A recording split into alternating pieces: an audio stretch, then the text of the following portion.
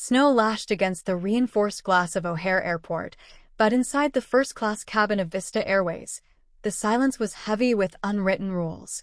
It was Christmas Eve, and the world outside was a chaotic blur of white and gray, but inside, the air smelled of pine needles, expensive leather, and the subtle scent of exclusivity.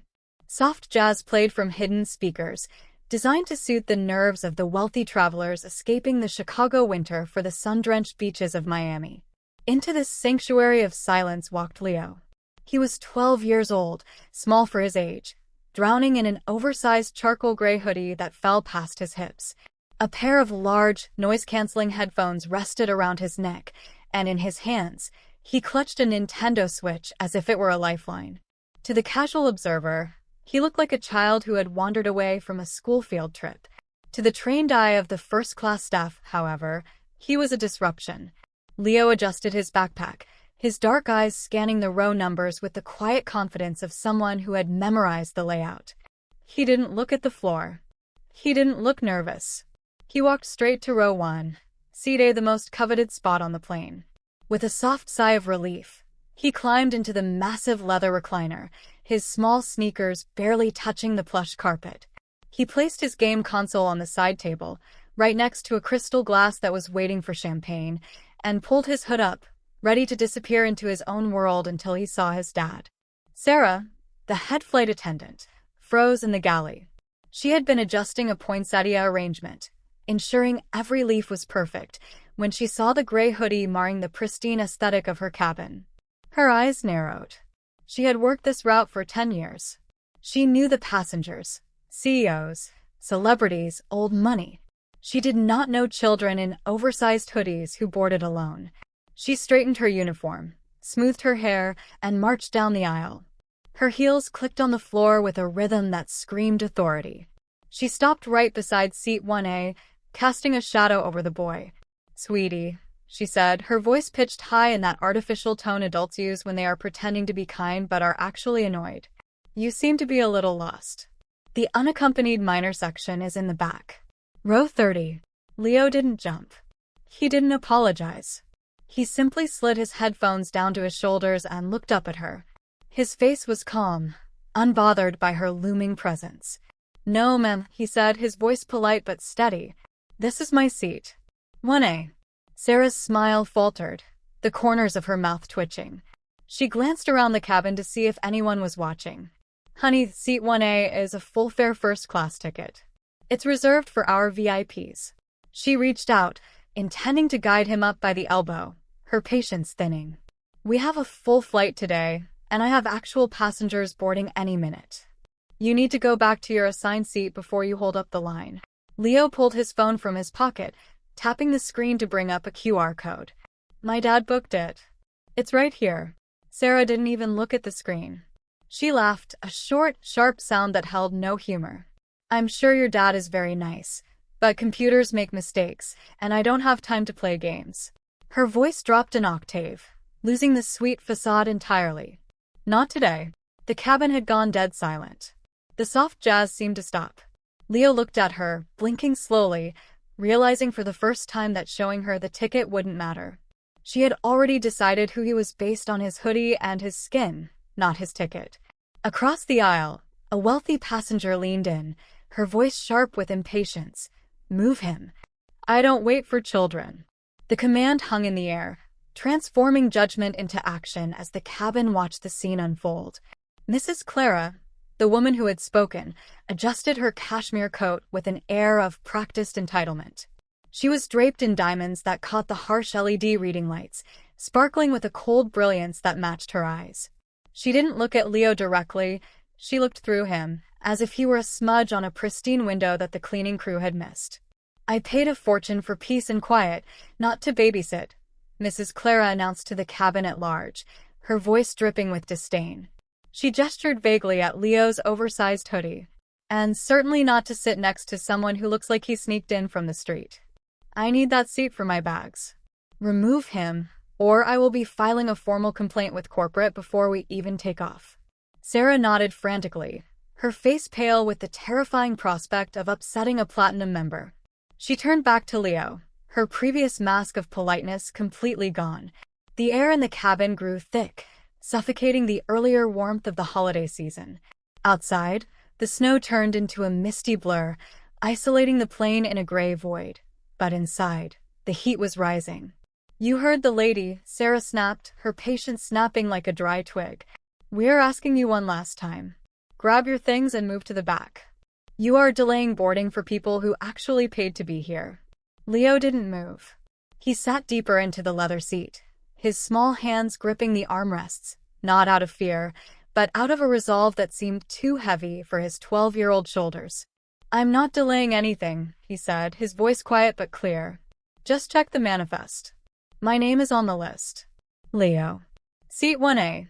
"This isn't a negotiation," Sarah hissed, leaning in closer, invading his personal space. "We don't have time to indulge your fantasies." Seeing that Sarah was getting nowhere, a shadow fell over the aisle. Brad, a male flight attendant with the build of a linebacker and a posture stiff with authority, stepped forward. He positioned himself like a barrier between Leo and the rest of the world, his boots thudding lightly against the carpet. He crossed his arms, looking down at the boy with a mix of pity and annoyance. "Kid," Brad said, his voice deep and rumbling. "You're making a scene. And you're making a decision you can't undo. We can do this the easy way, where you walk back to economy, or the hard way, where we call security." The threat hung heavy in the silence. Mrs. Clara smirked, opening her magazine with a triumphant snap of the pages. Sarah exhaled, believing the sheer size of her colleague would finally intimidate the child into submission. Leo looked at Brad, then at Sarah, and finally at Mrs. Clara. He realized then that no amount of truth would matter to them, because they had already decided on their version of the truth. He slowly unbuckled his seatbelt, but he didn't stand up to leave. He stood up to face them. Leo looked up at the looming adults and said quietly, "Before you touch me, you should check who owns this plane." The mention of ownership only made Brad laugh, a sound that lacked any real humor. It was a dry, dismissive bark, like boots crunching on gravel. "Own the plane," Brad repeated, glancing at Sarah with a smirk that invited her to share the joke. "Kid, you don't even own a belt for those jeans. Sit down and stop making this difficult, or we're going to have a very different conversation outside on the tarmac." Leo stood his ground, though his heart was hammering against his ribs like a trapped bird. He wasn't afraid of the man's size, but he was terrified of the sheer wall of ignorance he was pushing against. Before he could respond, the heavy lock of the cockpit door clicked open. The sound cut through the tension sharper than a knife, silencing the whispers of the onlookers. Captain Rogers stepped out, ducking slightly to clear the frame. He was a tall man who wore his authority like armor, 4 gold stripes on his epaulets, a crisp hat, and a face etched with the impatience of a veteran pilot who ran a tight schedule. He scanned the scene, the indignant Mrs. Clara, the frustrated crew, and the small boy in the hoodie standing defiantly in the aisle. "What is going on out here?" Rogers demanded, his voice booming over the low hum of the auxiliary power unit. "We are 5 minutes past our slot time. Why aren't the doors closed?" Sarah immediately stepped forward, pointing an accusatory finger at Leo. "Captain, this passenger refuses to move from a premium seat. He claims he belongs here. He's causing a disturbance and upsetting the VIPs." Rogers turned his gaze to Leo. "He didn't ask for a ticket. He didn't ask for a name." He looked at the oversized hoodie, the headphones around the neck, and the color of the boy's skin, and he made a calculation that would cost him everything. "Son," Rogers said, his voice dropping to a tone of forced, patronizing calm. "Stand up. You're being reseated." Leo looked the captain in the eye, his chin trembling slightly but his voice steady. "Captain, I have a ticket. Seat 1A. Just check the manifest on your iPad. It will take 10 seconds. "We don't have time for that," Rogers snapped, stepping closer, using his height to loom over the boy.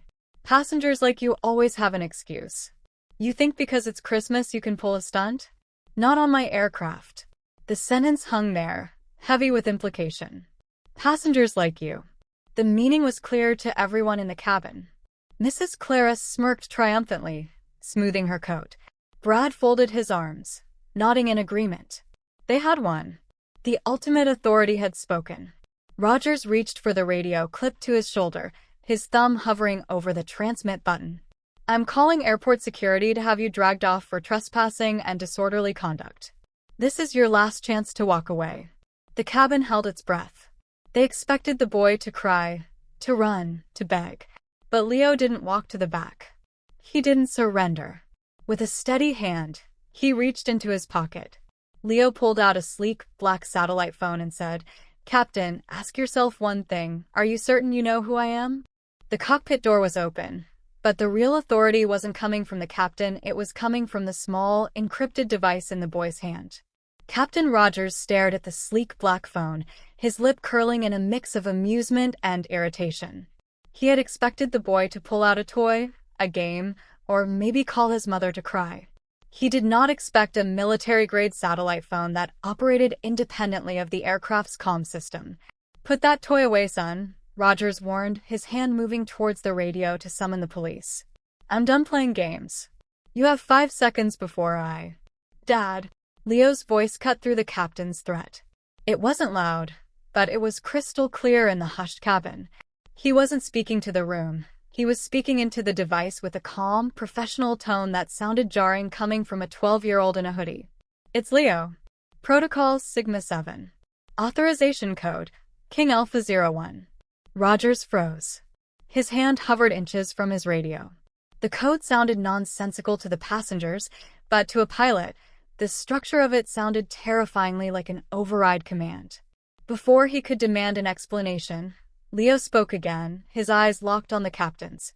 "Execute immediate lockout protocol on Flight 402. Ground the bird." For a heartbeat, nothing happened. Mrs. Clara let out a scoff, opening her mouth to make another snide comment about imaginative brats. But the sound died in her throat. A deep, mechanical thrum vibrated through the floorboards. The high-pitched whine of the jet engines, which had been spooling up for departure, suddenly pitched down. It wasn't a gradual power-down. It was an abrupt, forced system kill. The overhead lights flickered once, twice, then switched to the dimmer emergency amber setting. The hum of the ventilation system died, plunging the cabin into a sudden, ringing silence. "What did you do?" Rogers gasped, his face draining of color. He scrambled backward into the cockpit, staring at his instrument panel. "My screens, they're locked out. Everything is dead." "I didn't do it," Leo said, lowering the phone slowly. "The owner did." Static erupted from the radio, clipped to the captain's shoulder, shattering the silence. The voice from the control tower was not the usual calm drone of air traffic control. It was urgent and laced with deference. "Tower to Captain Rogers. Acknowledge immediately. We have received a Priority 1 override from corporate headquarters. We have confirmation that the chairman's son is on board and has signaled a code-red security breach involving the crew." The words hit the cabin like a physical blow. Brad, the imposing flight attendant who had blocked the aisle, stumbled back as if he had been punched, his confidence shattering into visible trembling. Sarah's hand, which had been resting on seat 1A ready to reclaim it, slipped off the leather. Her eyes went wide, darting from the boy to the captain in sheer panic. Mrs. Clara dropped her magazine. It hit the floor with a loud slap, but she didn't notice. She was staring at the hoodlum she had tried to evict, her mouth opening and closing like a fish out of water. Captain Rogers turned slowly back to the cabin. He looked like a man who had just realized he was standing on a trapdoor. He looked at the small boy, really looked at him for the first time, and saw the resemblance he had been too arrogant to see before. "Who?" Rogers whispered, his voice cracking. "Who are you?" Leo ended the call with a calm beep and slipped the phone back into his pocket. He stood straight, adjusting his hoodie. "You didn't ask. You just judged." Leo climbed back into seat 1A, looking small but immense in stature. He picked up his Nintendo Switch, paused, and looked at the terrified crew. "My dad wants to speak to the crew. All of you. Front and center." The plane, once filled with hushed arrogance, now echoed with the heavy breathing of a crew realizing their careers were over. The silence from the passengers wasn't respectful anymore. It was judgmental, 1,000 eyes pinned on the 3 adults standing in the aisle. The power dynamic had flipped so violently that the air felt thin, leaving Captain Rogers, Sarah, and Brad gasping for excuses. Captain Rogers was the first to break. The man who had loomed over Leo like a giant just moments ago now seemed to shrink inside his uniform. He took a step towards seat 1A, his hands held up in a gesture of surrender that was pathetic in its desperation. Mr. Leo, he stammered, stumbling over the name. Please. You have to understand. It was a stressful morning. We were just trying to protect the integrity of the cabin. It was a misunderstanding. We can correct this right now. Leo looked up from his game, his expression unreadable. You said you didn't have time for me, Leo said, his voice calm. You said passengers like me always have excuses. Is this your excuse, Captain? I didn't mean it like that. Rogers choked out, sweat beading on his forehead. Please tell your father. If I lose this job, I have a pension. I have years of service. You aren't sorry you did it, Leo said, cutting him off with a maturity that silenced the room. You're sorry you got caught. Next to the captain, Sarah had dissolved into tears. The professional mask she wore had cracked completely. She fell to her knees near the armrest of Leo's seat, disregarding the shock of the other passengers. Master Leo, I am so sorry, she sobbed, her mascara running down her cheeks. I didn't know. I swear if I had known who you were. I was just following protocol. Leo looked at her, tilting his head slightly. That's the problem, isn't it? He asked softly. You shouldn't have to know who I am to treat me like a human being. You looked at my hoodie and you saw a criminal. You didn't see a kid. The sound of heavy boots on the jet bridge interrupted the pleading. 2 airport police officers boarded the plane, their expressions grim. Behind them walked the station manager, Mr. Vance, looking furious. He didn't even look at the crew. His eyes went straight to Leo, checking if the boy was okay, before turning to his staff. Captain Rogers, the officer announced, his voice booming. You are relieved of duty pending an immediate investigation for discriminatory conduct and gross negligence. Rogers slumped, the fight leaving him. He allowed the officer to take his arm. Sarah covered her face with her hands as the second officer gestured for her to move. As the disgraced crew was escorted toward the door, heads bowed in shame, Mrs. Clara saw her opportunity. She grabbed her designer bag, keeping her head down, trying to slide into the line of exiting passengers to escape unnoticed. Leo didn't yell. He simply pointed a small finger. Her too. She said I was a hoodlum. She told them to kick me off. The station manager stepped in front of Mrs. Clara, blocking her path. Ma'am, he said coldly. Step off the aircraft. Your platinum status is revoked effective immediately. We don't fly people who harass minors. Clara sputtered, her face turning a blotchy red. Do you know who I am? I will sue. This is ridiculous. But her protests were drowned out by the order to keep moving. She was led away, clutching her bag like a shield, stripped of her dignity. As the door sealed behind the last of them, a wave of relief swept through the cabin, followed by a sound Leo didn't expect, applause. The applause wasn't for a celebrity or a performance. It was for a 12-year-old boy who had just taught a planeload of adults a lesson in dignity. Leo didn't stand up and bow. He simply lowered his head, his cheeks flushing slightly, and pulled his hood up a little higher, not to hide, but to find comfort in his own space again. 30 minutes later, the atmosphere on Flight 402 had transformed completely. A new crew had boarded, led by a purser named Diane, who had a smile that reached her eyes, a genuine, grandmotherly warmth that made the cabin feel like a living room. There was no tension, no whispering, just the soft hum of the engines as the plane finally taxied toward the runway. Here you go, Leo, Diane said softly, placing a porcelain mug on his tray table. It wasn't the standard sparkling water. It was hot chocolate, topped with a generous mound of extra marshmallows. On the house. And I think the pilot wants you to know we're going to make up some time in the air. Leo smiled, wrapping his hands around the warm mug. Thank you, ma'am. No, thank you, she whispered, giving his shoulder a gentle squeeze. For standing your ground. As the jet roared down the runway and lifted into the dark, snowy sky, breaking through the clouds into the calm starlight above, Leo felt the weight of the morning slip away. The city of Chicago became a grid of glittering lights below, peaceful and distant. He picked up his phone and typed a simple message. It's done. We're in the air. The reply came seconds later. Proud of you, son. Build something better. Leo stared at the screen. He realized then that the VIP seat didn't matter. The fancy champagne didn't matter. What mattered was the ability to protect himself and others when the world tried to make them feel small. His father had given him the power, but Leo had found the courage to use it. He looked out at the vast horizon. He knew that when he landed, things would be different. Policies would change. Training would be updated. It wasn't just about one bad flight. It was about changing how people saw each other. Leo smiled, leaning back into the seat that was finally, truly his. Progress wasn't loud. It was persistent. In a world that often rushes to judgment, a 12-year-old boy reminded us today that true dignity isn't worn like a diamond. It is carried quietly in the heart.